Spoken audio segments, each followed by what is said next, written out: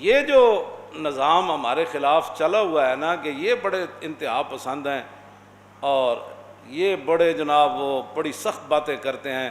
کبھی کس روپ میں اجلاس ہوتے ہیں, کبھی کس روپ میں اجلاس ہوتے ہیں. کہاں وہ اقبال کلندر لاہوری تھے, میں ایک گل کر رہا ہوں تاکہ بعد تمہیں سمجھ بھی آوے. اقبال کہتا ہے کہ پسرا گفت پیرے خر کا بازے ترائی نکتہ باید حرز جاں کر بنمرودان این دور آشنائی باش ز فیض شاں براہیمی تواں کرد. اقبال کہنے لگا کہ ایک زمانہ ساز پیر اپنے پتر نو کہنے لگا پترا اے گل تو پلے باندھ کے رکھنی. اقبال کہنے لگا کہ ایک زمانہ ساز پیر نے اپنے پتر نو گل کی تھی, انہیں کہا ترائی نکتہ باید حرز جاں کر. کہندا پترا اے گل پلے بن کے رکھنی, اے نہیں بولنی میری گل. انہیں کہا کی؟ انہیں کہا کہ بنمرودان این دور آشنائی باش. کہنے لگا اس دور دے جڑے نمرود ہیں نا انہوں نے یاری لا کے رکھنی. جیڑی حکومت آوے جس دور دا نمرود جڑا آوے وہ یاری لا کے رکھنی. لیکن لوگوں تے کہنا ہے انہوں نے ملے ہوئے ہیں زی فیض شاں براہیمی تواں کرد. انہیں کیا نمرودہ نہ یاری بھی لے رہی تے انہاں کولوں فیض لے کے نمروداں کولوں پھر براہیمی دا ڈونگ بھی رچانا کہ جی اسی تو بت پرست توڑن والے ہیں جی, اسی تو ناموس رسالت. ہاں جی ہاں کیوں جی اقبال کیسی بات کر گیا. کہندا انہاں نہ یاری بھی لانی تے نال کہنا جی اسی بھی ناموس رسالت. ساڑھے حضرت صاحب ناموس رسالت تے بڑی قربانی دیتی. تے میں کہا فیض آباد والے کتنے سن؟ توجہ ہوئی. تے جدوں فیض آباد گولیاں چل رہی سن آپ اس ویلے کتنے سن؟ جدوں لوگ شہید ہو رہے سن اس ویلے کتنے سن؟ تے جدوں ممتاز قادری تختہ دار دی طرف جا رہے سی اس ویلے کتنے سن؟ تے جدوں ممتاز شہید ہو گیا جی تے کیڑیاں کیڑیاں خبراں اخبار چاندیاں تے ٹی وی تے او میں ممبر تے بیٹھ کے گلاں نہیں کردا, ہر گل دی خبر چل جاندی. تے ممتاز قادری دے جناب کروڑاں بندیاں دے جنازے دی خبر کیوں نہ چلی؟ ہاں جی اے اس طرح گل نہیں ہونی. ہاں اتھے نہیں گل اے چلدی. ہاں جی اتھے گل نہیں چلدی, اتھے گل بڑی ہو رہے. ہاں جی اے بالکل انج نہیں ہونا. اے حلقہ درویشاں وہ مرد خدا کیسا, ہاں وہ مرد خدا کیسا جی جڑا پھانسی دے پھندے دی طرف انجن جا رہے سے.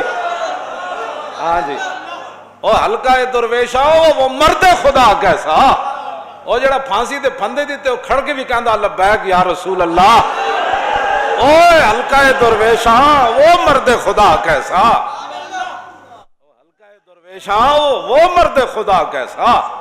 کیوں جی اس پہ میں اور مزید گل نہیں کرنا چاہتا, بہت سارے لوگوں کو تکلیف ہو جاتی ساری گلاں دی.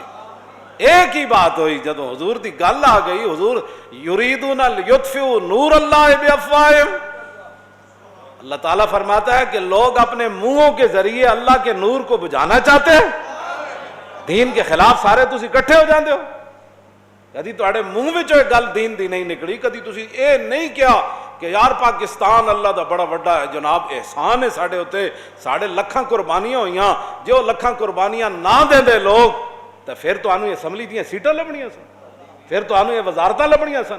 مڑ کے تسی پھر پاکستان حضرت فاروق اعظم, جدوں میں وہ گل کئی باری بیان کیتی لیکن تہاڈے یاد دہانی واسطے پھر سنو, جدوں بیت المقدس دی فتح واسطے گئے تے اگے چھوٹی جی نہر آ گئی تے حضرت عمر اتر پے تے آپ نے وہ موزے اتارے تے فجعل علی عاتقہ, آپ نے دوویں اپنے کندھیاں تے رکھ دیتے. فقال له ابو عبیدہ یا امیر المومنین تفعلوا هذا ما يسرنی ان آل الشام استشرفوک. فرمایا امیر المومنین آپ یہ کام کر رہے ہیں, مجھے یہ بات اچھی نہیں لگی. موزے یہاں رکھے جاتے ہیں, پورے اہل شام یہودی دیکھ رہے ہیں, وہ تو یہی دیکھ رہے ہیں کہ ان کا امیر المومنین کیسا ہے, اس کا رنگ ڈھنگ کیا ہے, اس کے ادب آداب کیا ہے, اس کا چلنا کیسا ہے, اس کا لباس کیسا ہے. آپ یہ کیا کر رہے ہیں, مجھے یہ بات اچھی نہیں لگی. ابو عبیدہ بن جراح نے یہ بات کر دی. فقال اللہ, حضرت عمر لمبی سانس کھینچی, فرمایا لو یقول ذا غیروں کا ابا عبیدہ جعلتہ نکالا للامت انا کنا اذل قوم فعزنا اللہ بالاسلام فما نطلب العزہ بغیر ما عزنا به اذلنا اللہ.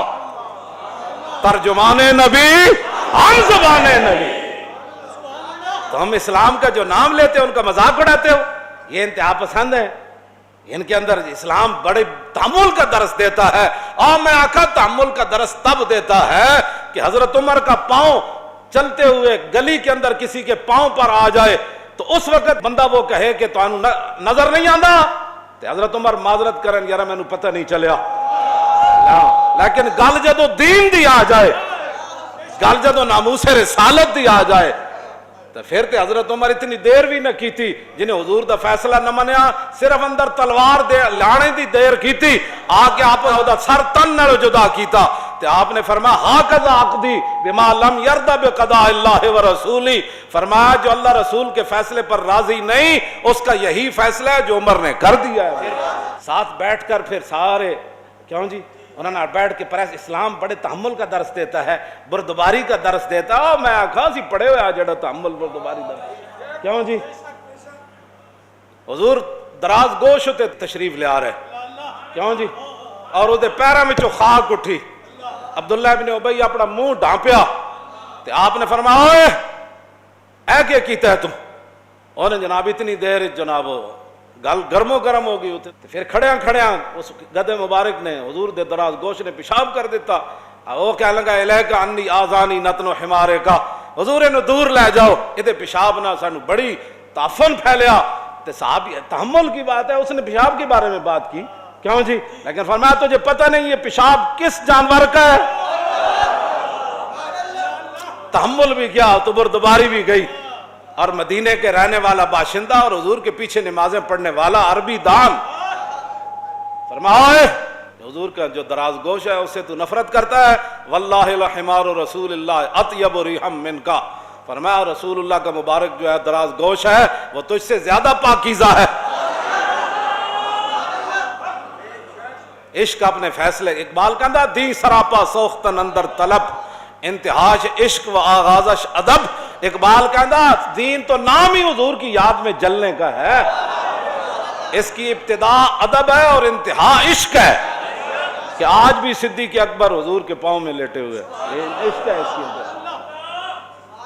زور عشق از باد و آب و خاک نیست. اقبال کہندا عشق دا جڑا زور ہوندا ہے نا وہ بڑے سارا بندہ جڑا نہ ہوئے، اتنے سارے ڈولے ہون تے روزانہ جناب ہریسا کھاندا ہوئے تے 5 کلو دودھ شامی تے 5 کلو سویرے تے ڈنڈ بیٹھتا تے نال بادام تے پھر مسٹر لاہور بن جائے. اقبال کہندا اے مسٹر لاہور کے لیے بادام ضروری، ہاں اس کے لیے گوشت ضروری. میں کہا پھر اقبال عشق کے لیے کیا ہوتا ہے؟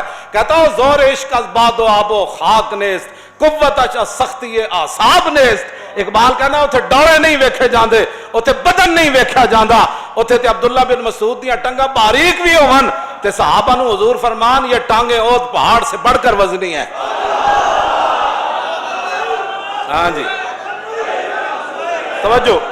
ہاں عشق دا زور کچھ اور ہی ہوندا.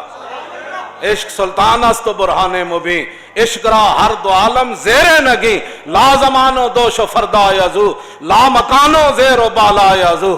یہ کیا بات ہے؟ تم جو اٹھتا ہے لبیک کے خلاف باتیں کرتا ہے.